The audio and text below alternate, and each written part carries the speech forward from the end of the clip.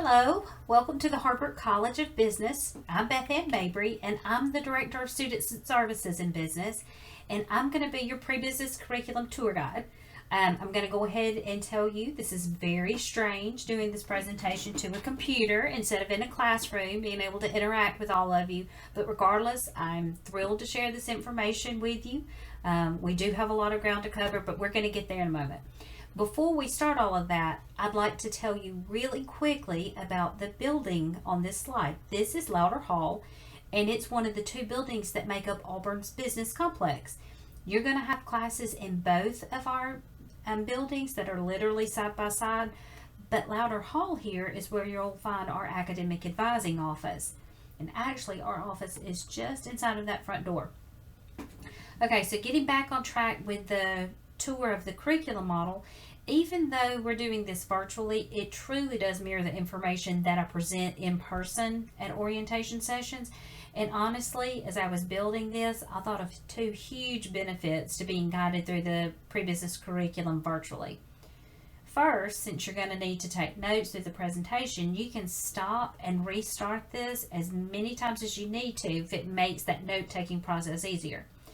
Secondly, you can rewatch it as many times as you need to.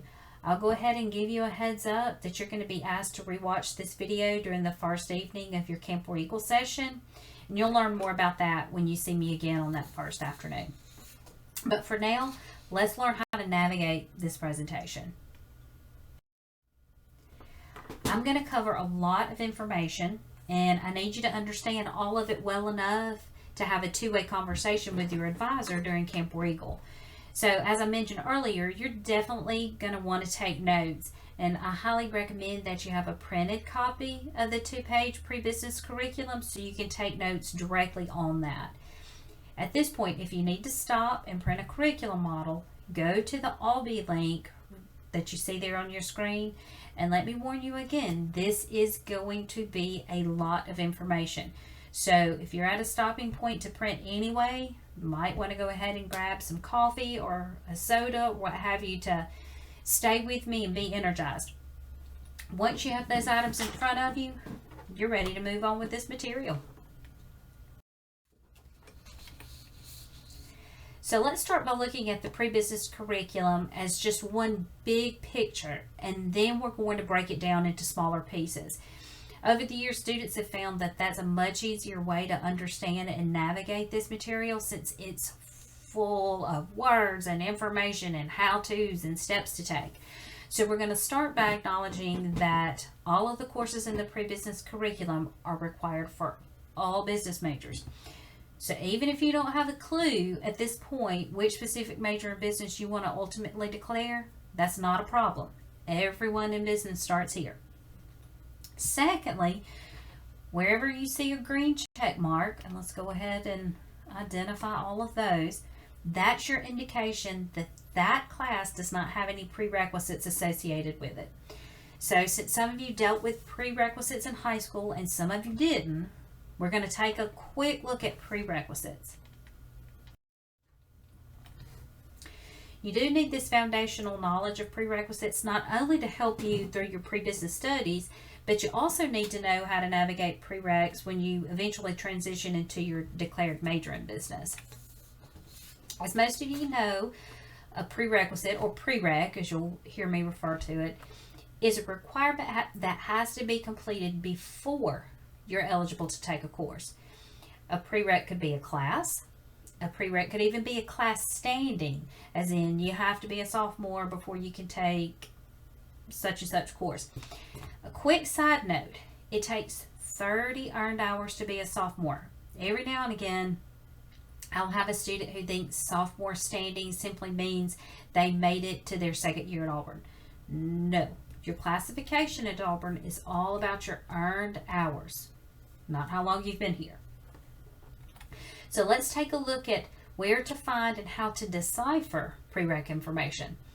So to simplify things for Camp War Eagle only, we've gone ahead and pre-printed a lot of prereq information on that pre-business curriculum.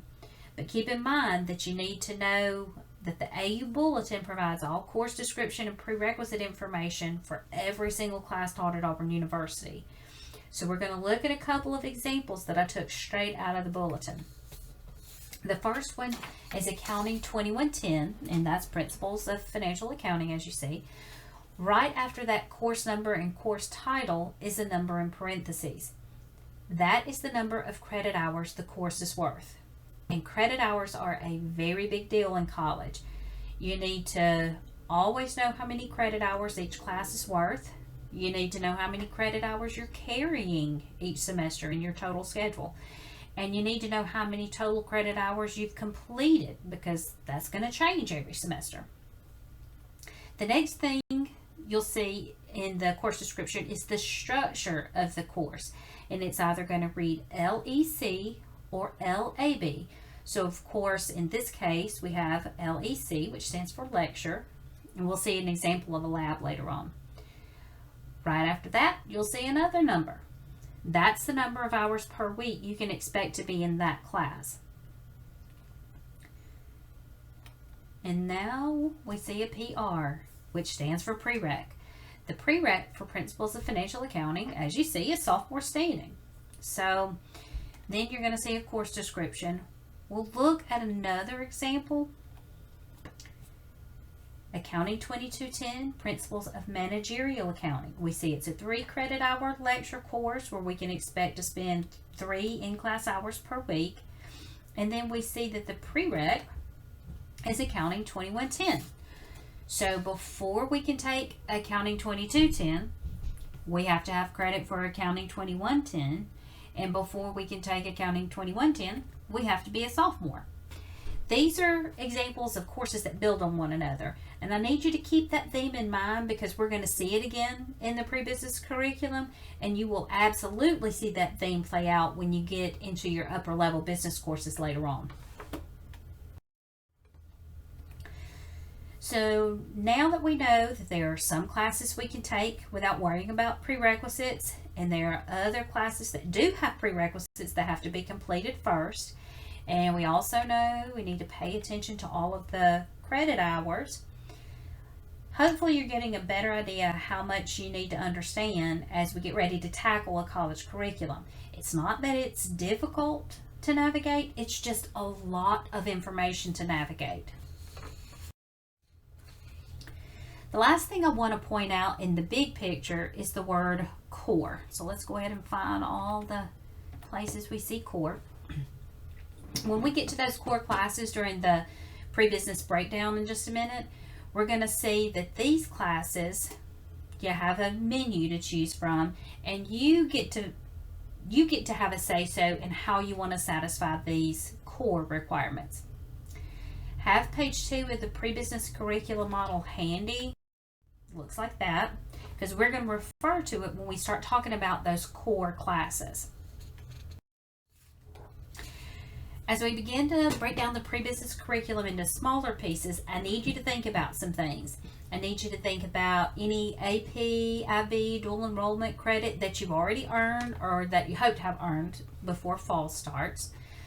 Need you to think about, are there any courses that are specifically required for business majors for fall term? Are there other courses that are highly recommended for business majors for fall term? What are my course options for fall? And remember, all of these courses that we're going over are required eventually anyway. You're just working through what you need and want to take for fall term. And keep in mind, as we're going through these classes and you're kind of marking some of the classes that are your favorites maybe for fall term, remember that you're trying to plan 15 to 16 fall hours, and that's regardless of how many hours you're bringing into Auburn University. So at this point, pay attention, let's take some notes, and away we go. The first class you'll see on your curriculum is Business 1010, which is Professional Development in Business Part 1. And as you see, it's a 1 credit hour course that is specifically required for all business majors fall term. This course is going to provide an introduction to the College of Business. You're going to learn more about all of your resources within the college, and there are a lot of resources to learn about, by the way. This class is also going to introduce you to professional development opportunities and ways to get involved in the College of Business. And since you're not able to be here in person and walk around on campus and walk through these buildings and the business complex, that opportunity will also be incorporated into this class. And lastly, this class is going to get you used to keeping up with all of the College of Business and University announcements. So in other words, this class is almost like a second orientation to the College of Business. The next class you'll see is English 1100, English Comp 1. This is a 3 credit hour course, and you do have to earn a grade of C or better in it, and that's generally not a problem for the caliber of students we have here in the College of Business. Some of you may already have credit for English Composition 1. If you do, you're going to talk more about that with your business advisor during Camp War Eagle. But if you do not already have credit for English Comp 1, this course is definitely an option for your fall schedule. The next class on the curriculum is Math 1680, which is Business Calculus 1. And as you see, this is a 4-hour course. So let's talk about math for a minute. Your math placement for fall depends on your highest standardized math score. So for example, what was your highest math score on your ACT? Or if you took the SAT as well, what was your highest math score there? Some of you are ready to go ahead and take Math 1680 in the fall, and some of you will need to start in a different math in the fall. So let's look at a math progression table. If you're slated to begin your math studies with Math 1000, which is college algebra, then your math progression is going to be Math 1000 in the fall, and then you'll move into Math 1120, which is pre-cal algebra, in the spring, and then you'll move into Math 1680 in your next semester. Your next semester could be summer, it could be fall, that's up to you, but that's your math progression. If you're slated to begin your math studies with Math 1120, then your math progression is going to be Math 1120 in the fall, and then you would move into Math 1680 for spring. And then of course there are some students who are slated to go directly into Math 1680 fall term.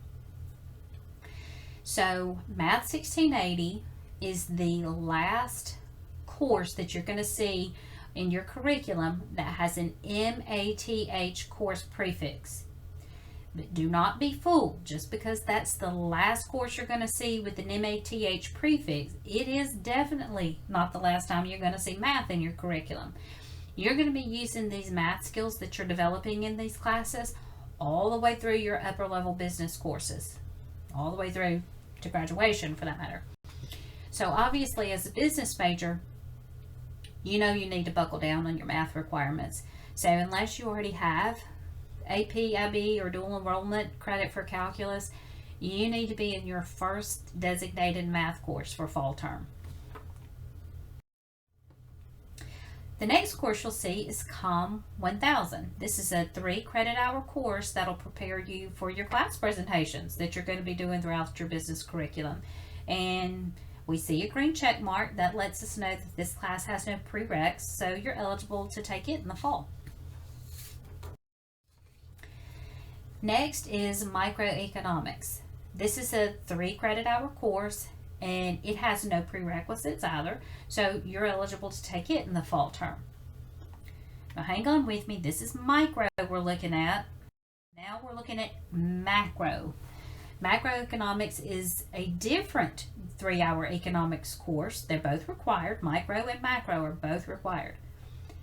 And like micro, macro has no prerequisites. So this too is an option for fall. But let me throw this out there. Even though both of these economics courses are options for fall, and technically, if we're looking at this from a prerequisite standpoint, technically they can both be taken in the same semester. Please do not take them in the same semester, even though you can. That is not a good idea. Separate these 2 economics courses into 2 totally different semesters. Next, we have business law, which is not an option for fall unless you're entering Auburn as a sophomore. I'm going to go ahead and include sophomore level courses in this pre-business coverage since 1, they're a part of your pre-business curriculum, and 2, we actually do have 1 or 2 handfuls of students entering Auburn with sophomore standing. However, because That's not our prime focus right here. We're focusing on courses that most of our students are eligible to take fall. I'm not going to invest a whole lot of time talking about sophomore level courses. Those students who are entering as sophomores, you're going to be talking with your Camp War Eagle advisor about how you're going to plan your courses. You're going to do that in some one-on-one advising sessions at camp. Next, we have Business 2010, which is a part of the Professional Development Series. This is part 2, of course. This course is going to be taken in the sophomore year, and it's going to include heavier development topics like interview skills and professional etiquette, and you'll even start dabbling in some salary negotiation skills. About 20 years ago, these were really senior level topics, but in today's business industry, you've got to learn these skills very early on because you're going to be networking with industry well before you get to your senior year. So we need these skills to be developed as early as the sophomore year. The next course on your curriculum is English 1120, which is English Comp Part 2. The prereq for this course is English Comp 1. And just like English Comp 1, you have to earn a grade of C or better in this course. A few of you may already have credit for English Composition 2, but again, that's something that you and your Camp War Eagle advisor are going to discuss during your camp session. The next courses are Business Analytics 1 and Business Analytics 2. And as you see, Business Calculus is the prereq for Business Analytics 1, and then Business Analytics 1 is the prereq for Business Analytics 2. So, since we've brought math back into the mix, you thought we were done talking about that. I'm bringing it back. Let's bring that chart back up, the math progression chart. And this time, you see I've included the business analytics courses in there. This is a huge reason why you cannot get behind in your math studies as a business major. All of these courses build on one another. And remember, that was the theme that I asked you to keep in mind when we were covering prereqs earlier. So I'll give you a minute just to take a look at that to see where you are. The next courses are all sophomore level courses, so again, we won't invest a lot of time here, but just note something about the managerial accounting course listed right down there on the bottom row. Remember at the beginning of this presentation when I said that all courses listed on the pre-business curriculum are all required for all business students. Well, managerial accounting is the exception. So accounting majors, wherever you are out there, you're not going to be required to take this course. Those students who are planning to major in accounting have a very special gift waiting for them in their junior year. I don't want to spoil all the surprises for you, future accounting majors. You're going to get there soon enough, but just make note of that if you are planning on majoring in accounting. Look where we are. I see the word core on this slide. Remember, we talked about the significance of that word earlier. So we're going to talk about your core fine arts requirement. It's time to take a look at your core menu, which is on the second page of your pre-business curriculum. And you're going to see the core fine arts choices right there at the top of that page. That's what that looks like. Since there are no prereqs for the core fine arts option, you can go ahead and complete this requirement in the fall if you want. Really, the only information I have for you about the core fine arts requirement is that all of these options are appreciation based. None of them are performance based. So that's why classes like band, chorus, guitar, acting, those types of performance based classes won't satisfy the core fine arts requirement. The university needs you to appreciate the arts to get core fine arts requirement. Okay, so hang in here with me. We're getting so close to the finish line. I do not want to lose you. Take another sip of that coffee or that soda if you need to. The next sets of requirements generate the most questions and the most confusion. So maybe it's a little cruel that this is at the end of the presentation, but take a deep breath. We're almost to the finish line. Okay, so we see another set of core courses where we have a menu. We have Core Lab Science 1 and Core Lab Science 2. Yes, business majors have to complete lab sciences. Everybody at Auburn University has to complete 2 core lab sciences. So let's talk about your options on the core menu.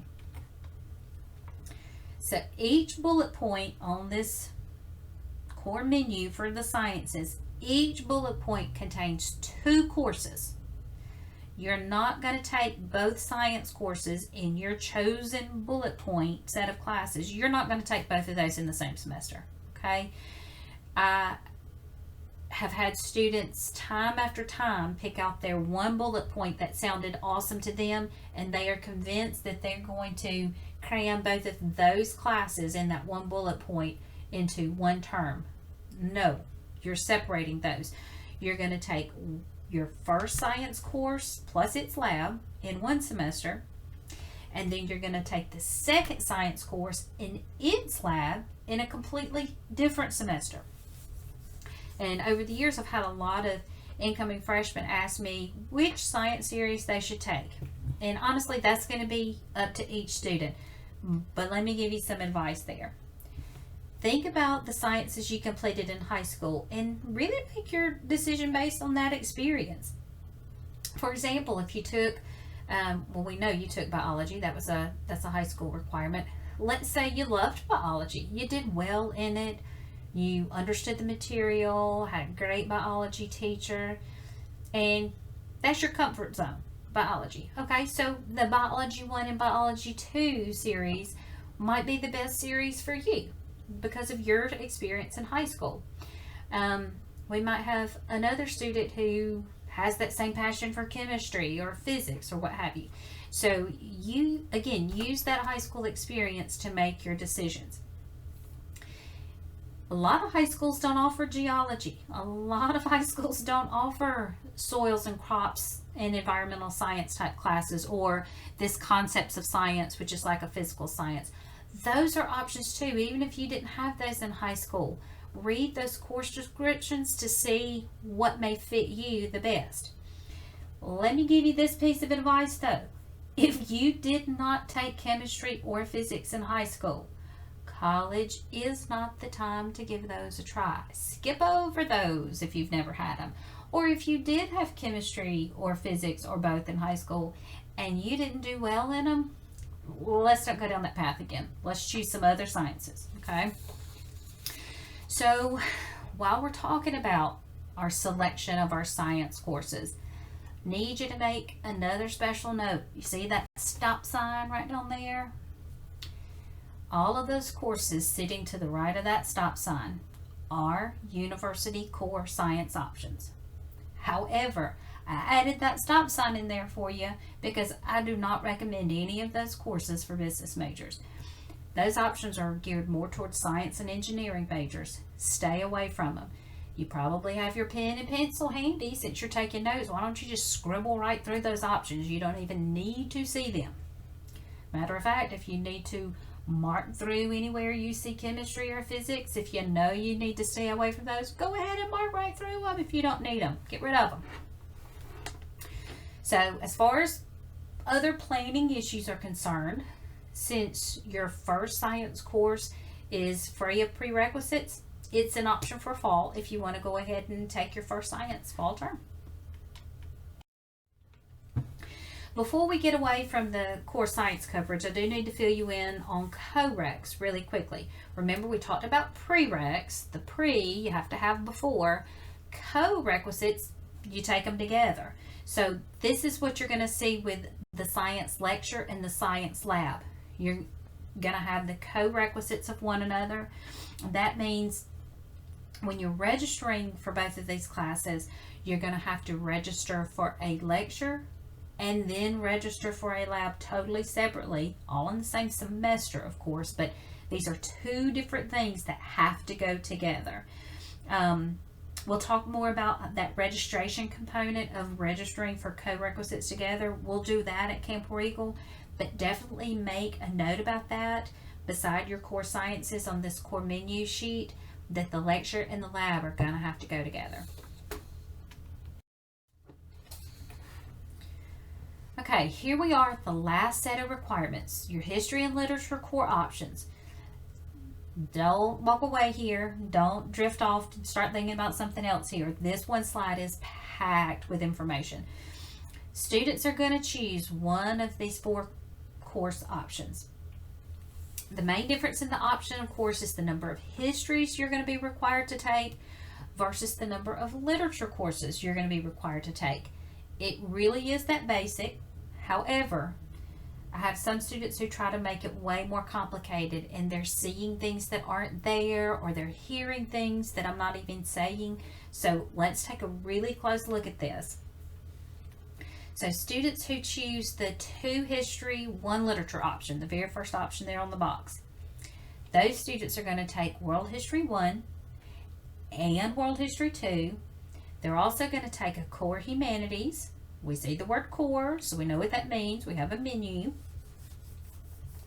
And then those students are also going to take just 1 core literature. It can be a part 1 or a part 2. We'll talk about that more in just a moment. So we're going to switch gears and talk about this other 4 course option. Students who choose that option are going to have 1 history and 2 literatures. So their 1 history can be either World History 1 or World History 2. Don't let me lose you right here, because that's where I start losing students when I just said that. Your 1 history can be part 1 or part 2. Okay, hang on, because I'm going to explain that in just a moment. Just accept it for what it is. And then those students are also going to have a core social science requirement. So we see the word core, we know what that means, we have a menu from which to choose, and of course those same students are going to complete a 2 course literature series from that core literature menu. So let's go over some of the most common questions that come up when I'm explaining that history and literature option to students. We're going to do this in a series of questions that are the most popular questions I get. So neither of the history courses have prereqs. So does that mean I can take World History 2 without having completed World History 1 before that? Yes. Pay attention to this part. Write it down if you need to. The history courses can be taken out of sequential order. That's why they both have green check marks, okay? This means that either history course, the part 1 or the part 2, is an option for fall. The next question I get, are there other courses that I can take out of sequential order? Yes. There's only one other subject in the pre-business curriculum where the courses can be taken out of sequential order, and that is your core literature. So we're talking the same concept as history here. You can take core literature part 2 without having completed the core lit part 1 first. Third question. So is core literature an option for fall? For most incoming freshmen, no. Core literature is not an option for fall. So even though you have the freedom of taking the core literature courses out of sequential order, they still have the prereqs of English Comp 1 and 2 associated with them. So unless you already have credit for English Comp 1 and 2, you're going to have to wait on the literature. Literatures are not options for fall. Next question, do I have to take a core humanities and a core social science? No, you do not. Core humanities is only required for students who take the 2 history route. And core social science is only required for students who take the 2 literature route. So maybe on that core menu page, maybe mark through all of the ones you don't need. Okay, mark through. If you don't need a core social science, get rid of it. Don't let your mind go there. Or if you don't need a core humanities, mark through it. Don't let your mind go there. Here's our last question. So am I supposed to take all 4 of these courses in the same semester? I'm going to go with no. You're going to split all these courses up into 2 to 4 semesters. Unless, of course, you already have college credit for some of them. But generally, you're going to split these 4 courses up into some different semesters. Space those things out.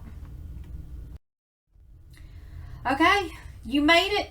You know everything that you need to know about the pre-business curriculum.